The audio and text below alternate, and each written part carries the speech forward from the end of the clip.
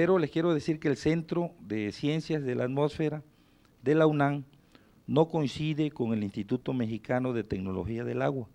O sea, no hay una coincidencia ahí con los datos que se están aportando y que además nosotros tenemos datos de que la producción hidroeléctrica en los últimos años se ha disminuido en alrededor de un 30%, eso ha hecho que se aumente el embalse de las presas y que no ha quedado más remedio, eso sucedió en que suelten cantidades muy fuertes de agua, aunado a estos efectos meteorológicos, y eso provocó que el estado de Tabasco viviera la peor catástrofe, ¿no?, en su historia, y yo creo que la del país.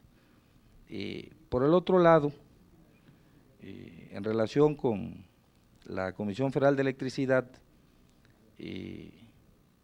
yo quisiera comentarles de que me parece muy peculiar que se firmen acuerdos con el gobierno del estado como si fueran empresas particulares y no se atienda este asunto que ha vivido Tabasco en relación con la solicitud de una tarifa preferencial, debido a que históricamente las presas han dañado la economía del estado, sobre todo en el campo, y se busque en primer lugar implementar una tarifa patito que tiene que ver con que se subsidie una parte de lo que cobran de la energía eléctrica y que nos pretendan decir que tenemos aplicada la tarifa 1E cuando esto es un convenio que firman de manera temporal y no la implementación de una verdadera tarifa que ayude a la economía de las familias, y hoy más que nunca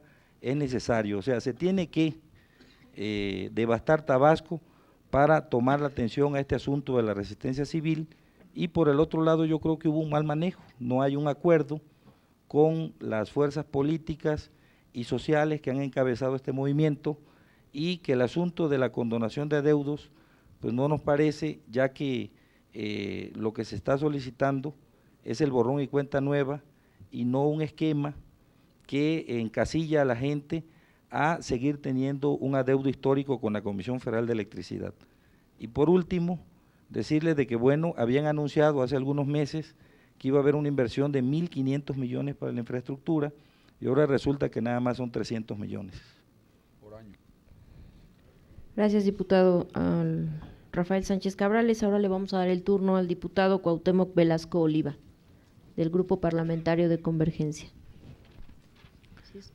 Yo celebro, ingeniero Loeje, ingeniero Elías Ayub, que podamos tener este diálogo, porque el asunto de Tabasco forma parte de una problemática que se ha venido reproduciendo en el país. Estamos viviendo constantes desastres de muy diversa naturaleza, y un país no puede vivir en estas condiciones, no puede estar condenado a que estemos padeciendo desastres ante los cuales aparentemente no hay nada que hacer, y son las condiciones climatológicas, la lluvia, los vientos, las ondas frías, las que generan una problemática ante la cual pareciera ser que estamos inermes.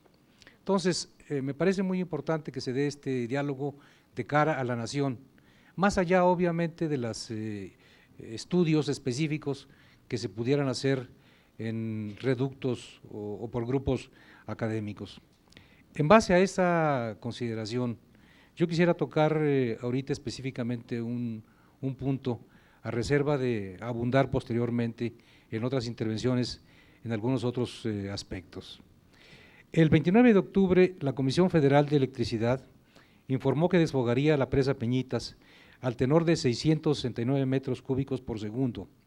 Empero realizó este procedimiento con 2.000 metros cúbicos por segundo hacia los ríos de la planicie tabasqueña, como el Samaria y Carrizal, provocando un aumento de más de 1 metro en el nivel del río Grijalva, en los llanos de Tabasco, por lo que al día siguiente apareció inundada la mayor parte del estado. Debe destacarse que durante los meses de enero y febrero de este año, la presa Peñitas recibió 420 milímetros de lluvia y se turbinó a un ritmo de 624 metros cúbicos por segundo. En la época de secas, en los meses de marzo a junio, solamente se registró una precipitación pluvial de 76 milímetros, pero se turbinaron 591 metros cúbicos por segundo. En contraste, durante los meses de julio a septiembre, cuando inicia el periodo de lluvias, se recibió un total de 485 milímetros de precipitación y se bajó la turbinación a 365 metros por segundo. Sin embargo, lo más grave fue que durante el mes de octubre, solamente en 4 días reportados por el Sistema Meteorológico Nacional, cayeron 1011 milímetros, pero entre el 1 y el 28 de octubre solo se turbinaron 479 metros cúbicos por segundo en promedio. Inexplicablemente, las autoridades federales responsables ignoraron los avisos meteorológicos y continuaron con la baja turbinación los días 25, 26, 27 y 28, trayendo como consecuencia el incremento del agua en la presa al nivel crítico de 90.06 metros sobre el nivel del mar, ante lo cual abrieron las compuertas a partir del día 29 de octubre a las 8:45 horas y durante 3 días consecutivos, dejando caer sobre la planicie 2.000 metros cúbicos por segundo, provocando el desastre. Ante estas cifras, nosotros quisiéramos saber qué tan estrecha es la coordinación interinstitucional, en particular entre la Comisión Federal de Electricidad, la CONAGUA y las autoridades estatales y municipales para abatir este tipo de riesgos. Y en particular y de manera específica, ¿por qué la CFE tomó decisiones sobre los desfogues que tuvieron las consecuencias que vivió Tabasco? Finalmente, en este punto, quisiera también señalar que me da mucho gusto el reconocimiento del ingeniero Elías Ayub a la ingeniería mexicana, porque prácticamente desde que se pusieron en marcha los pidiregas, pues ya la Comisión Federal prácticamente ha despreciado la ingeniería mexicana. Ustedes saben que las obras que se realizan a través de pidiregas, muchas de ellas son llave en mano, y en los hechos la ingeniería mexicana, y de esto hay múltiples testimonios, ha quedado desplazada. Por sus respuestas, muchas gracias. Por favor, ingeniero Alfredo Elías Ayub. Con mucho gusto, diputado Velasco. Quisiera comentarle primero que hay una coordinación estrechísima entre no solo la Comisión Nacional del Agua y la CFE para el manejo de las presas, sino que el comité al que hacía yo mención se reúne cuando menos una vez a la semana y en él se toman las decisiones del manejo de las presas. En la época de lluvias intensas en Tabasco, este comité estaba en sesión permanente y estaba incluido el gobierno del estado de Tabasco. Del 21 de octubre en adelante, la presa de Peñitas, que es una presa que no tiene capacidad de regulación como la tienen las presas de Angostura y de Malpaso, estuvo 2 veces en su nivel mínimo de operación. Sin embargo, las 2 veces que estuvo en su nivel mínimo de operación, y le haré yo llegar con mucho gusto el día de mañana una gráfica en donde se muestran los datos, tuvo ingresos de más de 5,000 metros cúbicos por segundo, lo que la llevó las 2 veces a niveles por arriba de los niveles en que debe operar con toda seguridad. Después de la segunda, o sea, la presa estuvo en su nivel mínimo de operación, subió, la volvimos a bajar, volvió a subir con una avenida de 5,000 metros cúbicos por segundo, estaba en proceso de volver a bajar por medio de la turbinación, cuando entró una tercera avenida de más de 3,000 metros cúbicos por segundo, lo que llevó a esta presa, que es una presa pues relativamente pequeña comparada con las otras del sistema, a niveles en donde era de extrema inseguridad no desfogar el agua y permitir que los niveles rebasaran la corona de la presa. Esto se hizo en estrecha coordinación con el gobierno del estado, están también a disposición, se pusieron de la Comisión de Recursos Hidráulicos del Senado las grabaciones y los videos en los que quedaron reflejadas esas sesiones. Normalmente se graban por cuestiones de orden y de registro, y la presa 2 veces estuvo en los niveles mínimos de operación, y sin embargo las enormes avenidas hicieron necesario, porque la llevaron a niveles de inseguridad que tuviéramos que hacer ese despoje. Por contra, las presas de Angostura y de Malpaso, que son las que tienen una enorme capacidad de regulación, pudieron estar sin generar electricidad después del 21 de octubre porque las habíamos utilizado para generar electricidad antes de esas fechas y las habíamos mantenido por debajo de sus curvas guías, lo que permitió que almacenaran más de 3,000 millones de metros cúbicos en esas fechas que no llegaron a la planicie tabasqueña. Muchas gracias. Ingeniero José Luis Loeje, por favor. Sí quisiera yo, creo que puede ayudar repetir un poquito la presentación que hice de los hidrogramas. En los últimos días de octubre, diputado Cuauhtémoc, la presa Peñita soltó 2,000 metros cúbicos por segundo y por cuenca propia escurrieron por el río Mezcalapa 2,500 metros cúbicos por segundo. En total, en este punto, donde tenemos la derivación del río Samaria y el río Carrizal, escurrieron 4,568 metros cúbicos por segundo. Aquí está en proceso de construcción una estructura que, si bien no ha sido concluida, logró derivar mayoritariamente el gasto hacia el río Samaria, más o menos en un 60%. Por el río Samaria, de aquí, escurrieron 3,377 y por el río Carrizal, 1,191. Entonces, esto demuestra que la cuenca del Grijalva, además de estar regulada por las presas, también tiene esta estructura de derivación que viene desde el desarrollo del Pisi, que derivó hacia el río Samaria.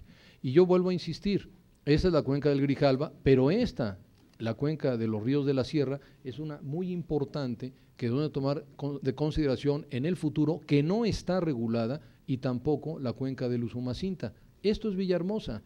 Y este mapa nos permite precisamente ver la complejidad y el alto nivel de riesgo de los asentamientos. Están en el vértice de dos grandes cuencas que confluyen en Villahermosa. Gracias, ingeniero. Diputado, ¿desea hacer uso de su réplica?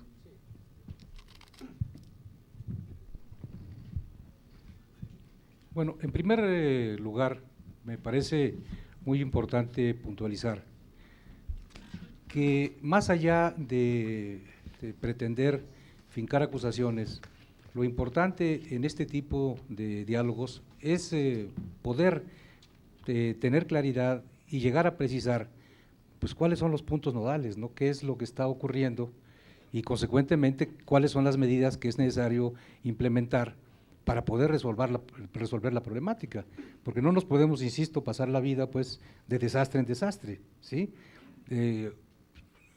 Ojalá que no ocurra, pero no podemos nosotros admitir que en este año, pues en vez de conjugarse 3 fenómenos, se conjuguen 4, ¿no? Y otra vez volvamos a tener una situación similar. Aquí, en función de las respuestas que hemos recibido, pues yo me quedaría con la pregunta, bueno, ¿las obras que se han hecho son suficientes para establecer este mecanismo que se requiere para regular las afluencias o las lluvias o las avenidas? ¿Sí? Entonces, yo creo que sería ahí una cuestión importante a dilucidar, ¿no? ¿Son las obras suficientes? ¿Qué otras obras se han hecho?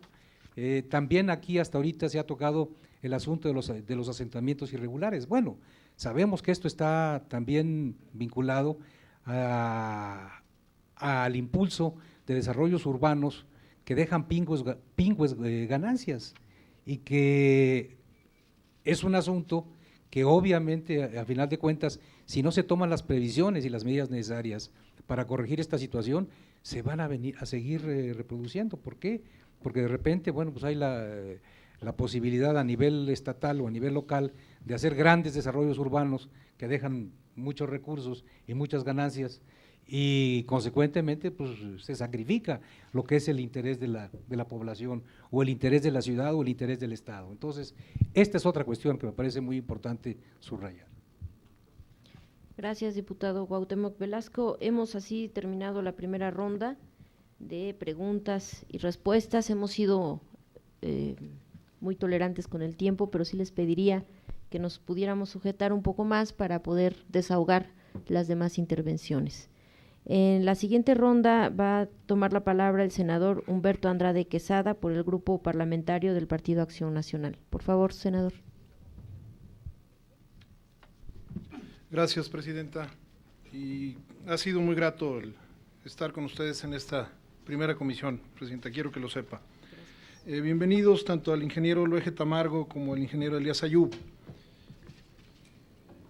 A mí me queda muy claro que el tema que tenemos hoy por discutir es un tema multifactorial y obviamente surge una inquietud que salta inmediatamente.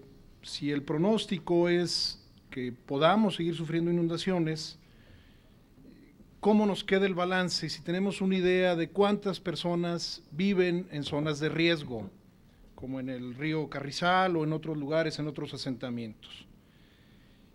Y me queda muy claro que desde mi punto de vista la reacción de ustedes, y los felicito de verdad, porque creo que el trabajo que se hizo en Tabasco fue un trabajo muy complicado desde el punto de vista de ingenierías, de atención, de respuesta oportuna e inmediata. Pero si vemos esta composición de fenómenos por los cuales podemos estar sufriendo problemas en el país, la pregunta es, ¿qué hacemos a futuro? Y tendría mucho que ver con la primera respuesta del ingeniero Loeje. A mí me queda muy claro que las comunidades se asientan la mayoría de las ocasiones sin alguna razón muy clara. ¿Por qué están las comunidades viviendo donde viven? ¿Por qué se han erigido las ciudades donde viven? Este es un problema que ni social ni antropológicamente podemos tener muy claro. Y luego entonces vemos que las condiciones hidrográficas y geográficas no son las más adecuadas. Y si a esto sumamos, y iría dirigido a mi segunda pregunta, la poca cultura que tenemos en nuestras comunidades y en nuestras sociedades de uso y de cuidado del agua y de la infraestructura del agua y de los cauces naturales del agua, ¿qué hacemos? O sea, porque el pronóstico es poco halagüeño. Tenemos comunidades asentadas en cauces naturales de ríos y de arroyos, tenemos muchísimo asolvamiento, tenemos tira de basura en todas nuestras ciudades, es un problema enorme. Si ustedes ven las cifras que presentaron de los datos del FONDEM, se asustarán si ponemos relieve en que se gastó un dineral en desasolve de arroyos y de cauces. Pero ahí tiene mucho que ver la acción humana, por supuesto, desde prácticas agrícolas hasta prácticas de asentamientos y por supuesto de mal uso de recursos y de residuos. Entonces la pregunta es, ¿qué hacemos a futuro? Y va ligada también con la pregunta del diputado Adolfo, ¿cuál es la estrategia a seguir de comunicación, de educación para combatir todo esto? Y por otro lado, pues ser muy claros también en que esto tiene que ser en los 3 niveles de gobierno y que el gobierno municipal, los gobiernos municipales en el país tienen una alta responsabilidad en este tema y que habrán que enfrentarlo y que habrá que hacer un comparativo contra lo que cuesta reparar y lo que cuesta prevenir. Hay dudas acerca de las borderías que se ponen con costalera, que se derruyen, que se caen, pero bueno, la verdad es que eso tiene que hacerse ante la emergencia, pero ¿qué sería más barato en sentido de prevención y qué sería más barato en el sentido de infraestructura y cómo alentar este cuidado de la infraestructura, de la bordería y sobre todo del respeto a los cauces naturales que tenemos de agua en nuestro país?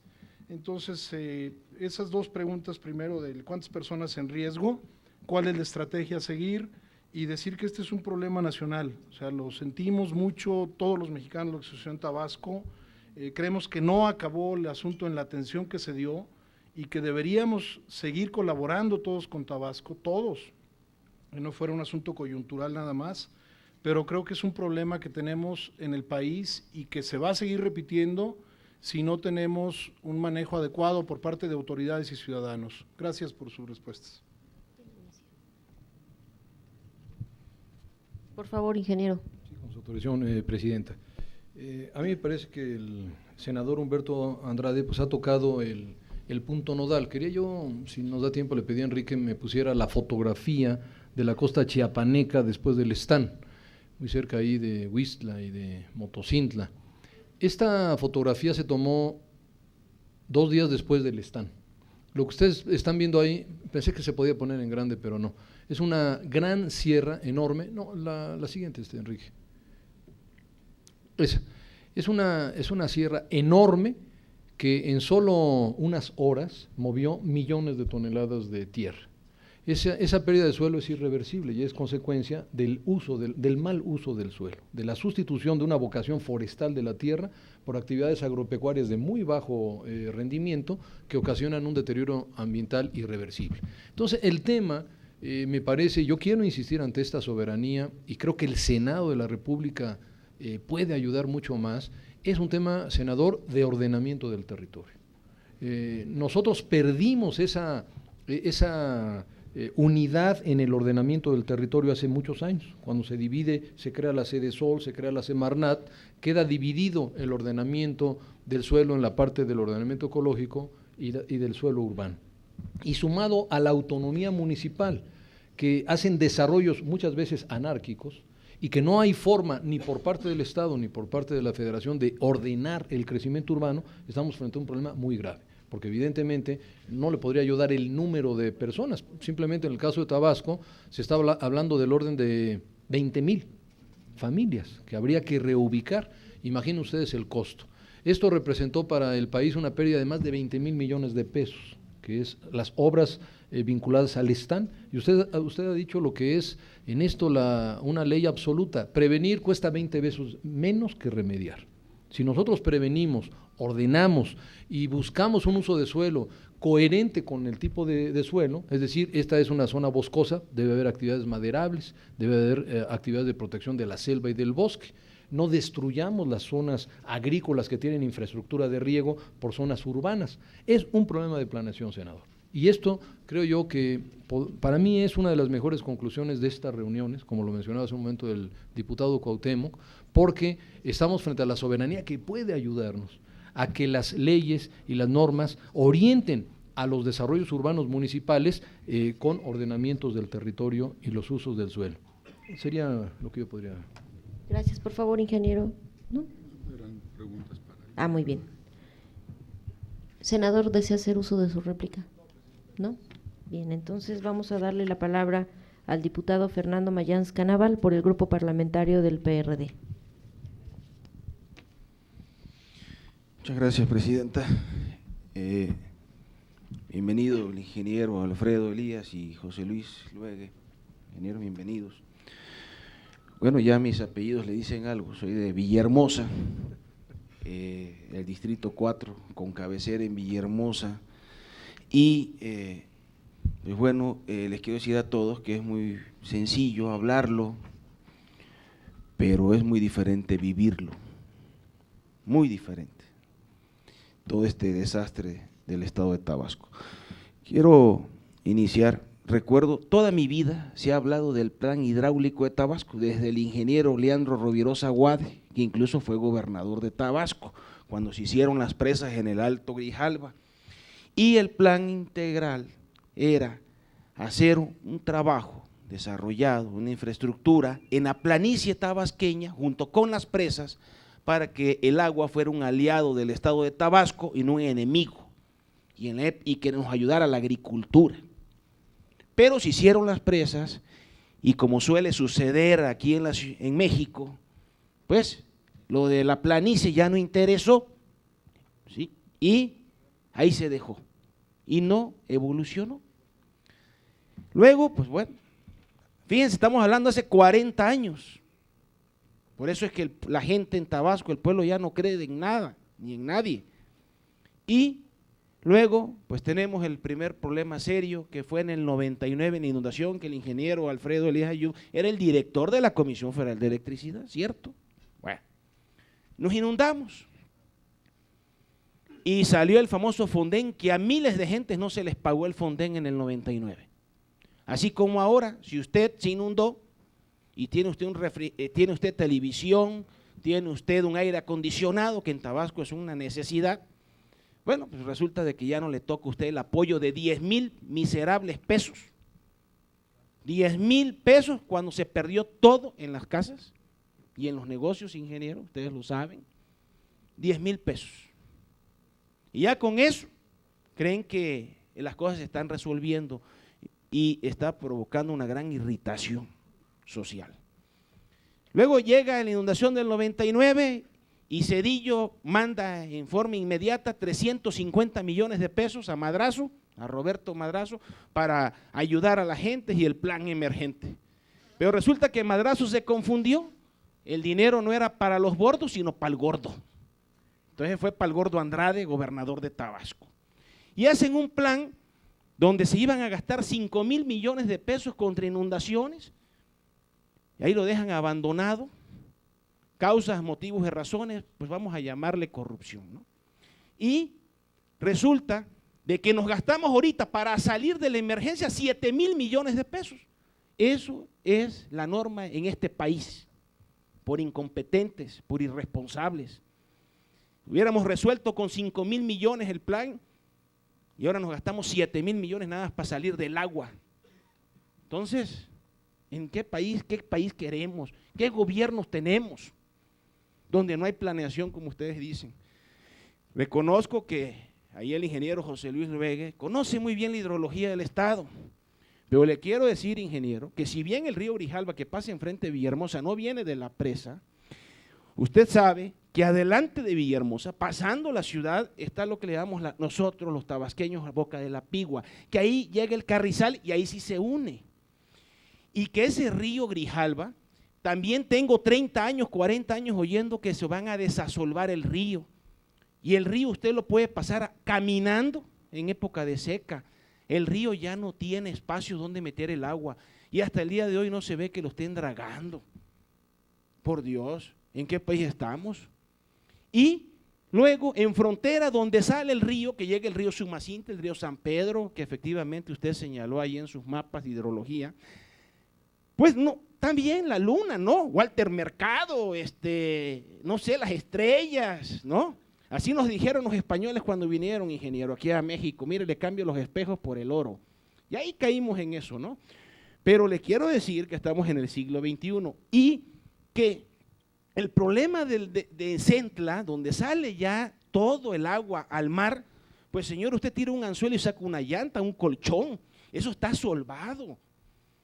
Si no se dragan los ríos, señores, si no se dragan los ríos, no vamos a tener capacidad para el agua. Entonces, pues se va a salir el agua. Diputado, concluya, por favor. Ahí voy, es que hay que…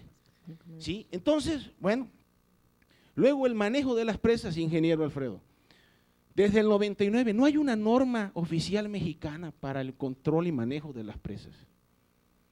Eso es fundamental. Entonces, y luego, bueno, ¿qué vamos a hacer? ¿Cómo prevenir inundaciones? Bueno, el ingeniero José Luis habla de los asentamientos irregulares. Usted sabe que a Tabasco hasta el día de hoy ha gobernado el PRI, siempre el PRI, y que han hecho esos asentamientos irregulares como se hace en todo el país, por rentabilidad electoral. Saben que se van a inundar los vasos reguladores en Tabasco, ahí hay un Chedraui, está un hospital del Seguro Social en un vaso regulador. ¿Qué no? El Seguro Social en su momento tenía el estudio de dónde se iban a asentar. Colonias enteras están así, pero en parte por rentabilidad electoral y en parte por usar a los pobladores como conejillos de India y llevarlos ahí también en parte por la gran pobreza que vive este país, que no nos queda de otra que irnos a unas casas de cartón a la orilla de un río que es zona federal, y debe de haber existido el gobierno federal que estuviera pendiente de que sus orillas de ríos no se invadan, y eso es en todo el país, y eso para solucionarlo va a tardar mucho tiempo, ¿no? Luego nos inundan, tenemos las presas y en Tabasco se pagan las tarifas de las más altas en todo el país. Resulta de que pues esa resistencia civil que surgió cuando se demostró un gran fraude electoral con Madrazo, más de 70 millones de dólares en el 94 que se gastaron para ser gobernador en ese entonces, el problema ya se volvió social, económico.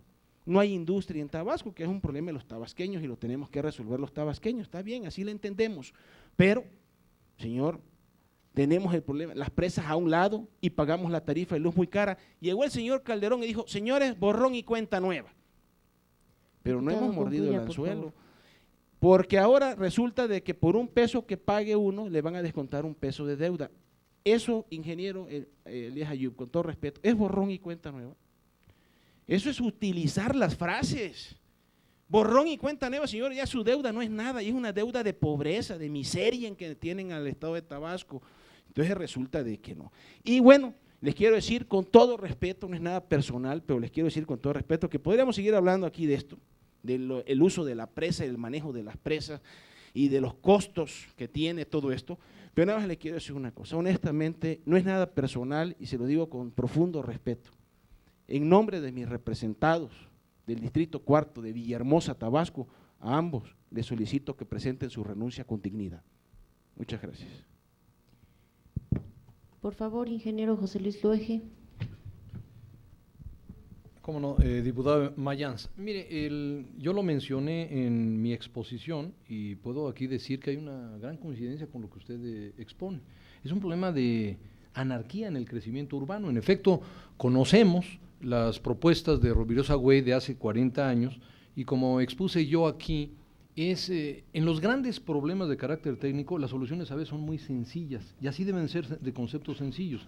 Ellos proponían tener 2 niveles en los márgenes de los ríos y desbordar hacia el margen izquierdo del río Carrizal y desbordar la margen derecha del río Grijalva, de los ríos de la sierra. Y de esta forma preservaríamos la zona urbana del centro de Villahermosa. Pero evidentemente, usted lo ha dicho, las condiciones posteriores todas las conocemos, crecimientos inducidos, desordenados, anárquicos, en zonas que habían sido establecidas como zonas inundables. Y este fenómeno se vuelve a repetir después del 99, y yo lo he dicho. Aquí, ¿de quién es la responsabilidad? De gobiernos municipales irresponsables que promueven vivienda donde no puede haber vivienda. Lo que usted menciona es muy válido. ¿Cómo puede un gobierno federal tener la capacidad del ordenamiento municipal? Es materialmente imposible. Si no logramos una armonía entre los desarrollos urbanos municipales con las normas de carácter federal, ¿cómo vamos a resolver el problema? Usted me dice, por ejemplo, yo le aseguro y se las presento, denuncias penales inclusive contra invasiones en zonas federales en los márgenes de los ríos. Pero usted bien conoce que en muchos casos son asentamientos precarios de gente muy pobre. En otras son liderazgos perversos que inducen la invasión. Entonces, estamos frente a un fenómeno político muy grave, muy complejo. Y aquí sí requerimos un gran apoyo de ustedes. Requerimos conjuntar el esfuerzo y no nada más la denuncia, porque pues coincidimos en el diagnóstico. Usted y yo coincidimos totalmente en que hay un problema de desorden en el crecimiento urbano, pero las causas son muy diversas. Y efectivamente necesitamos insistir en el ordenamiento municipal. En el tema de dragados, es un problema relativo a los usos del suelo en la cuenca alta. Usted bien lo sabe que la parte lamentablemente alta en Chiapas hay un desmonte, hay usos del suelo de cambio de uso de bosque por usos agropecuarios muy precarios y esto produce la pérdida del suelo. Lo que tenemos de asolve en los ríos son miles de millones de toneladas. Nosotros desde luego que estamos induciendo el dragado en las salidas, en las bocas, pero el dragado de todo el río es materialmente incosteable. Vamos, nos costaría más que construir una ciudad. Por lo tanto, nosotros lo que estamos proponiendo, y esta es la insistencia del presidente Calderón, es un programa integral con visión de cuenca, donde trabajemos en la parte alta de la cuenca y resolvamos con el ordenamiento y los usos del suelo en la parte media y en la parte baja de la cuenca. Ingeniero Alfredo Elías Ayub. Sí, cómo no, diputado, con mucho gusto. Diputado Mayans, no hay una norma oficial mexicana, no sería quizá la mejor manera de manejar las presas. Lo que se creó después del 99 ante la experiencia fue el Comité de Operación de Obras Hidráulicas al que hacía yo referencia y en el que se han integrado las gentes con más experiencia en este país para manejar los recursos hidroeléctricos del país. En este comité, comentaría, está la Comisión Nacional del Agua, la Comisión Federal de Electricidad, el Instituto de Ingeniería de la UNAM, el CENAPRED, el Instituto Mexicano de Tecnología del Agua, y son quienes año con año, pero también semana con semana, fijan las reglas de operación de todas las presas del país. No es una decisión unilateral de nadie y de los miembros del comité, quien menos experiencia tiene en el manejo de presas, tiene 20 años de experiencia, son quizá las gentes con mayor capacidad y mayor experiencia que hay en este país.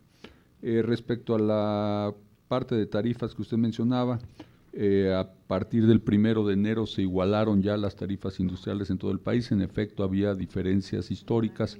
Esto ya quedó en un decreto de tarifas industriales que se publicó hacia el 8 de enero, retroactivo al 1 de enero, y con esto se da ya la oportunidad de desarrollo igual a todas las entidades federativas. Había algunas diferencias históricas relativamente menores, pero que ya quedaron igualadas. La solución de peso por peso, por un lado, permite descargar el pago de la deuda histórica de tal manera que éste ya no tenga que llevarse a cabo, siempre y cuando se vuelva a la normalidad en una situación ya de regreso a la legalidad, que creo que también es conveniente para el Estado de Tabasco. Creo que el que todos vivamos dentro de la legalidad, de que recibamos lo que debemos de recibir y paguemos lo que debemos de pagar, ayuda, y pensamos que esta solución de peso, por un lado, quitaba la presión de la deuda histórica, pero por otro lado fomentaba la cultura de legalidad a la que todos debemos de buscar. Muchas gracias. ¿Desea hacer uso de su réplica, diputado? Brevemente, ingeniero Luegue, ¿qué pasó con la compuerta del Carrizal que usted acaba de mencionar, que no se concluyó? ¿Por qué no se concluyó? ¿Quién es el responsable de eso? Es que en este país tenemos que ver quiénes son los responsables de las desgracias de este México, ¿no? O sea, no podemos hacernos de la vista gorda.